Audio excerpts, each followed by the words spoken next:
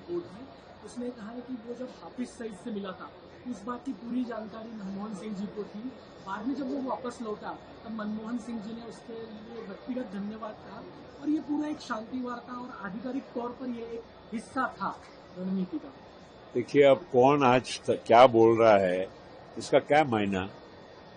जिनका नाम ले रहे हैं डॉक्टर मनमोहन सिंह, कोई इस देश का एक भी आदमी बोल सकता है कि मनमोहन सिंह साहब देशभक्त नहीं थे। कोई भी ये भी बोल सकता है कि मनमोहन सिंह साहब ने देश के प्रधानमंत्री रहते हुए कोई भी ऐसा काम किया जिससे देश का कहीं भी नुकसान हुआ हो। कोई ये भी कह सकता है कि मनमोहन सिंह देशभक्त नहीं थे। ये सारी बातें बेबुनियाद है। आज मनमोहन सिंह साहब तो है नहीं, अब कोई भी बात वक्तव्य कर दे और हमने उसको मान लेना, ये तो संभव नहीं होता है।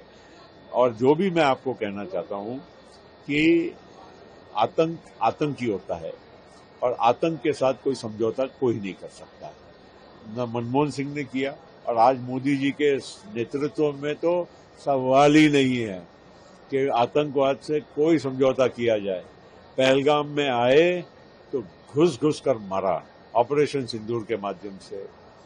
उस टाइम पे बालाकोट, पहलगाम हुआ, वो अपना कौन सा हुआ, बालाकोट हुआ, जवाब कैसा दिया।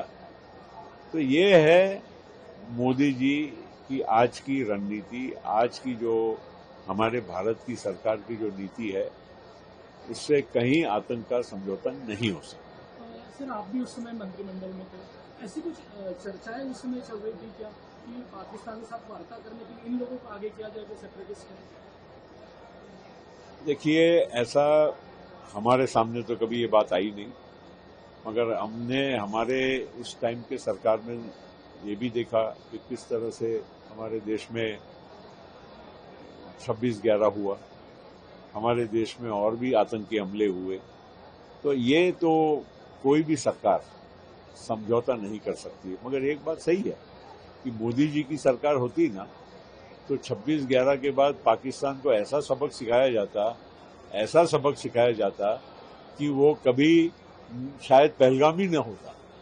और इसीलिए ये जो आज मोदी जी का जो रवैया है ना, ये नो टॉलरेंस, खून और पानी एक साथ नहीं बह सकता, ये जो उनका जो डायलॉग है, ये सही में इस देश की हमारी सुरक्षा के लिए ये बहुत महत्वपूर्ण है।